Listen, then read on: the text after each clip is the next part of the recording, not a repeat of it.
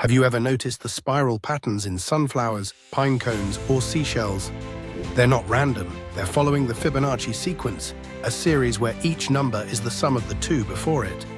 This mathematical pattern appears everywhere in nature, from the branching of trees to the arrangement of leaves and petals. It helps plants maximize sunlight and space, creating visually stunning and efficient designs. The next time you see a sunflower, look closer.